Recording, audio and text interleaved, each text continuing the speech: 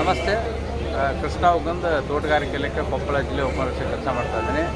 ಇವತ್ತು ನಾವು ಮಾವು ಮೇಳವನ್ನು 11 ದಿನಗಳ ಕಾಲ ನಮ್ಮ ಕೊಪ್ಪಳ ಜಿಲ್ಲೆಯಲ್ಲಿ ಏರ್ಪಡಿಸಿದ್ವಿ. ದಿನಾಂಕ 13ರಿಂದ 23ನೇ ತಾರೀಕು ಇವತ್ತು ಕೊನೆಯ ದಿನ ಆಗಿರೋದ್ರಿಂದ ಮಾವು ಮೇಳ ಅತ್ಯಂತ ಅದ್ಧೂರಿಯಾಗಿ ಪ್ರತಿ ವರ್ಷಕ್ಕಿಂತ ಹೆಚ್ಚು ಮಾರಾಟವಾಗಿ ಇವತ್ತು ಕೊನೆಗೊಳ್ತಾ ಇದೆ. ಈ ಮಾವು ಮೇಳದಲ್ಲಿ ನಾವು ಈಗ 8ನೇ ವರ್ಷದ ಮಾವು ಮೇಳ. ಹಿಂದಿನ ಮಾವು ವರ್ಷಕ್ಕೆ ಕಂಪೇರ್ ಮಾಡಿದರೆ ಈಗೆಲ್ಲ ಜನದಲ್ಲಿ ಇದು ಅತ್ಯಂತ ಮನಸ್ಸಿನಲ್ಲಿ ಕೂತ್ಕೊಂಡಿದೆ. ಯಾಕಂತಂದರೆ ಈ ವರ್ಷ ಹೆಚ್ಚಿಗೆ ಖರೀದಿ ಮಾಡಿದ್ದಾರೆ ಜನ.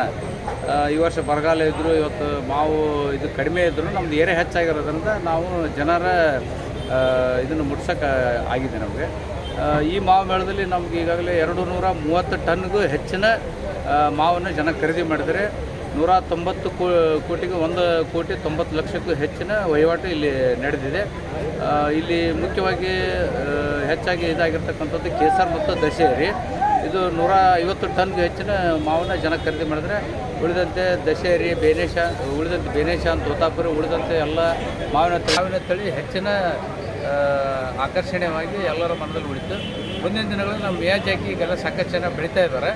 ಅದನ್ನು ಸಹ ನಾವು ಮುಂದಿನ ಮೇಳದಲ್ಲಿ ಮಾರಾಟಕ್ಕೆ ಲಭ್ಯ ಆಗ್ಬೋದು ಅನ್ನೋದು ಒಂದು ಆಶಾಭಾವನೆ ಇದೆ. ಆಮೇಲೆ ಉಪ್ಪಿನಕಾಯಿನೂ ಸಾಕಷ್ಟು ಖರೀದಿ ಆಗಿದೆ. ಈ ರೀತಿ ಜನ ಖುಷಿಪಟ್ಟಿದ್ದಾರೆ. ಯಾಕಂದರೆ ಹೊರಗಡೆ ಏಪ್ರಿಲ್ದಲ್ಲಿ ತಿನ್ನೋದಕ್ಕಿಂತ ಈ ಮೇದಲ್ಲಿ ಗಿಡದಲ್ಲಿ ಹೆಚ್ಚಿನ ನ್ಯಾಚುರಲಾಗಿ ಹಣ್ಣಾಗಿರೋದ್ರಿಂದ, ಆಮೇಲೆ ಇಲ್ಲಿ ಸಾಕಷ್ಟು ರೈತರಿಗೆ ಮಾರಾಟ ಮಾಡೋದ್ರಿಂದ ಜನ ಖುಷಿಯಿಂದ ಖರೀದಿ ಮಾಡ್ತಾರೆ.